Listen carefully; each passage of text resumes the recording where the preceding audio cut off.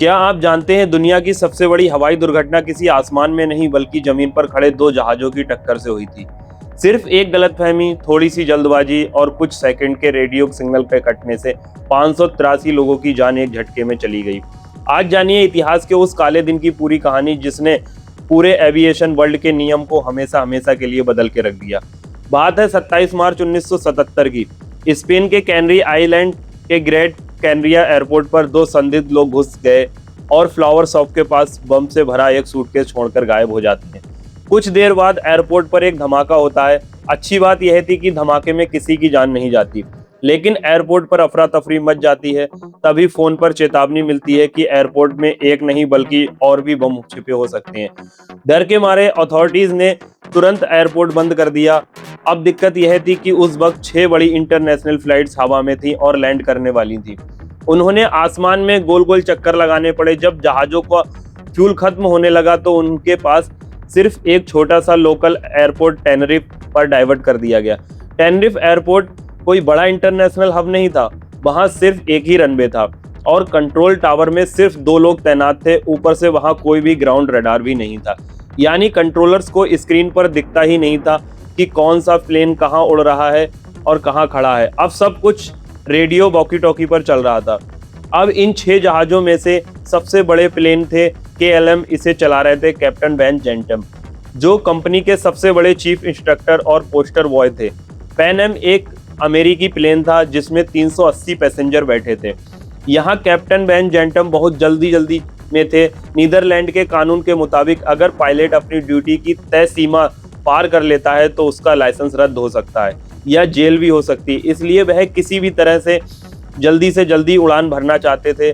Time बचाने के चक्कर में कैप्टन जैन बेंटम ने फैसला लिया कि वो टेनरिफ पर ही प्लेन में 55,000 लीटर तेल फ्यूल रिफ्यूलिंग कराएंगे और इस रिफ्यूलिंग के चक्कर में पीछे खड़ा पैन एम प्लेन भी ब्लॉक हो गया और आगे ही नहीं निकल पाया। इसी बीच मौसम अचानक बदल गया। पहाड़ों के बीच बसे उस एयरपोर्ट पर इतना घना कोहरा छाया कि विजिबिलिटी लगभग 0 हो गई।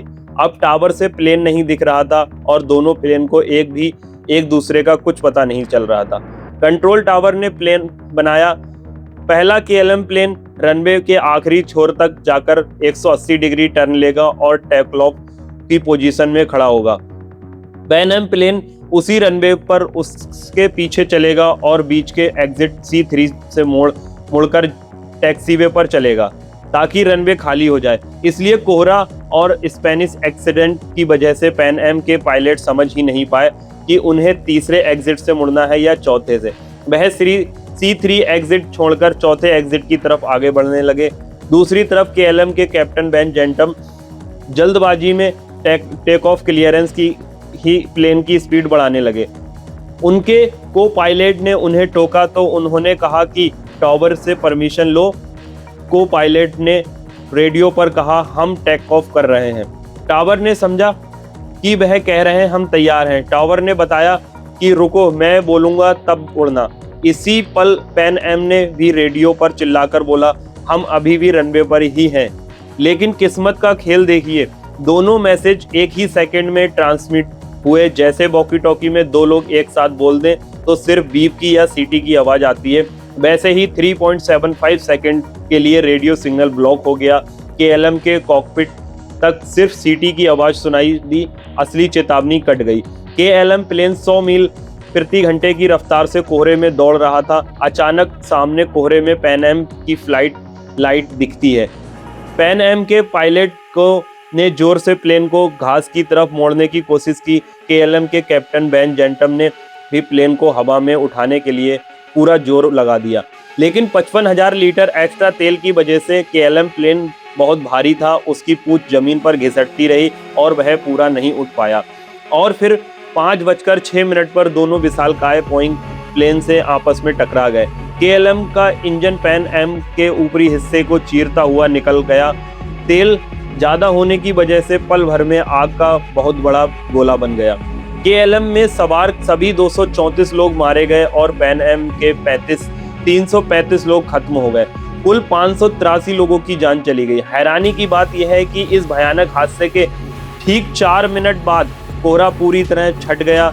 अगर वो कोहरा 4 मिनट पहले हट जाता तो रिफ्यूलिंग ना हुई होती या वो 3 सेकंड की रेडियो बीप ना आती तो शायद 583 जिंदगियां बच जाती। इस हादसे के बाद एविएशन की दुनिया हमेशा हमेशा के लिए बदल गई। कॉकपिट में जूनियर पायलट को अपने कैप्टन की गलती पर सवाल उठाने पर भारी पूरा छूट दी गई। रेडियो पर धुंधली भाषा बंद करके स्टैंडर्ड फ्रेज़ोलॉजी अनिवार्य कर दी गई। ग्राउंड रडार हर छोटे बड़े एयरपोर्ट पर जरूरी हो गए। इसलिए दोस्तों, अगली बार जब आपकी फ्लाइट थोड़ी लेट हो रही हो या पायलट क्लियरेंस का वेट करें तो चिढ़िएगा मत, क्योंकि एविएशन का हर नियम किसी न किसी हादसे की कीमत पर लिखा गया है। वीडियो कैसी लगी कमेंट में जरूर बताएं और ऐसे ही इंफॉर्मेटिव कंटेंट के लिए चैनल को सब्सक्राइब करें और कमेंट करें। धन्यवाद।